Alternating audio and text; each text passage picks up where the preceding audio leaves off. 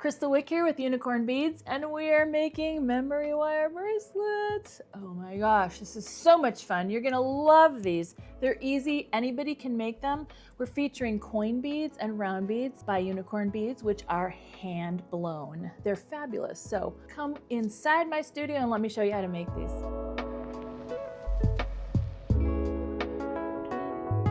Let's start with this memory wire bracelet. Oh my gosh, it's so much fun. Look at this. Memory wire, if you've never worked with it before, it's like a big old slinky. So much fun. And you can cut it with a memory wire cutter. Only use a memory wire cutter because you'll wreck your other one. But you can cut it any length you want. Now, I like it to go 4 rounds around my wrist. So that's where I cut it. But you can do it any size you want. So let's start in. So here's memory wire. Like I said, it looks like a big old slinky, doesn't it? Now, it comes in bracelet size, necklace size, and I've seen ring size. So you could make rings out of this as well. I just think it's really fun to use because it's a slam dunk. Every single piece you make with this ends up being perfect because it's not that hard.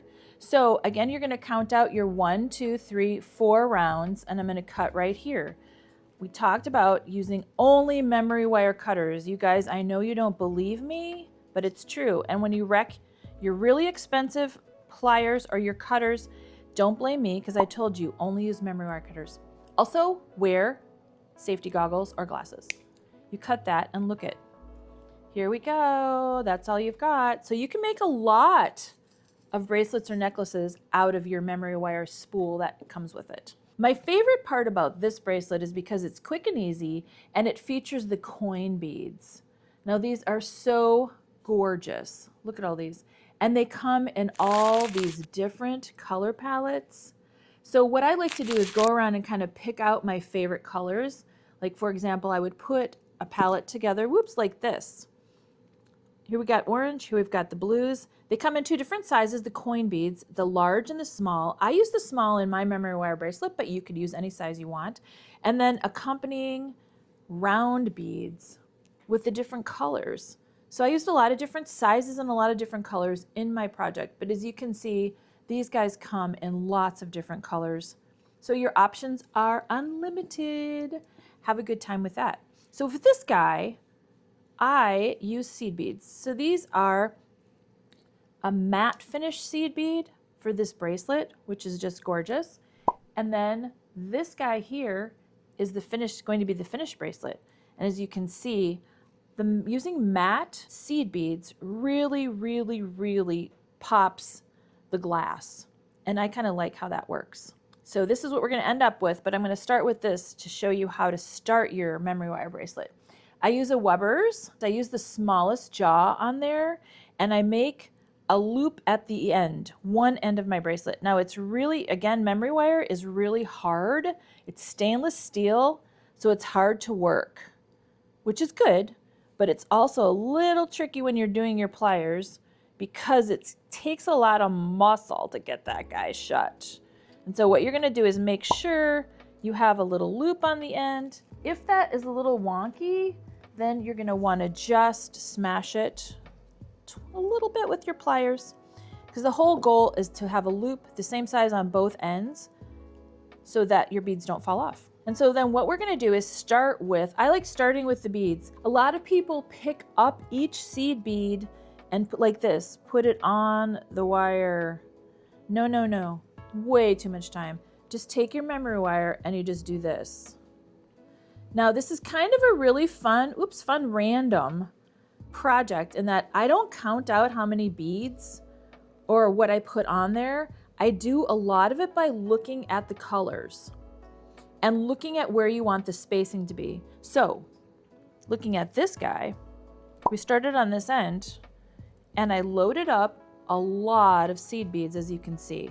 When I started to do the design, I planned out ahead of time before I put the beads on where I wanted the glass beads to be, because you don't want them all bunched up like all of them in one area because they'll clang against each other and it's uncomfortable to wear.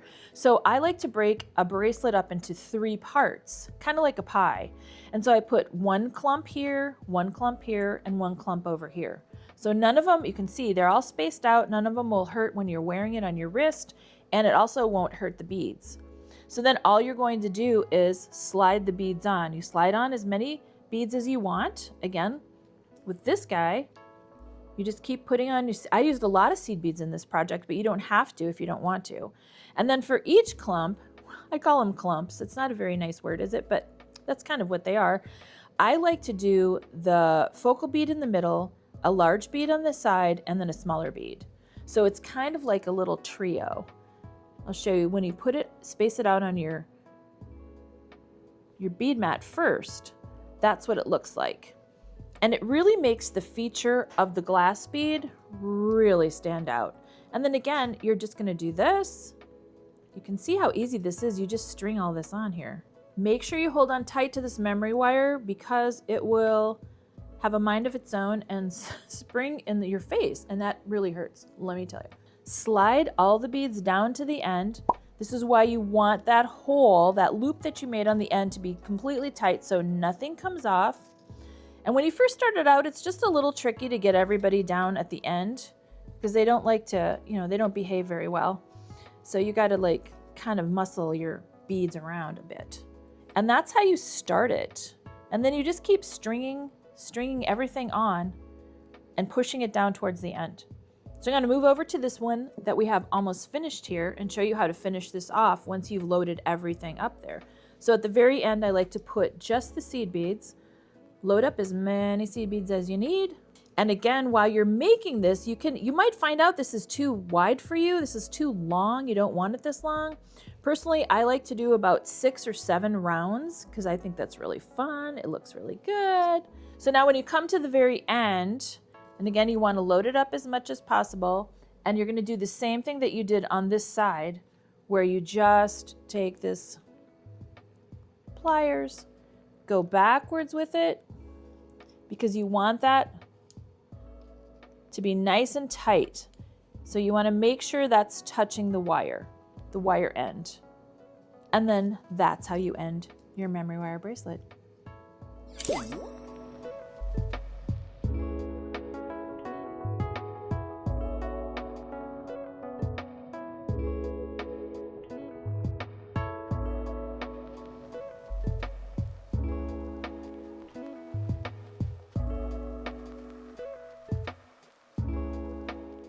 I hope you enjoyed making a memory wire bracelet. So fabulous. Show us the color combinations that you guys came up with. We'd love to see them. And be sure to pick up on all of our links, the instructions, website, everything at unicornebeads.com.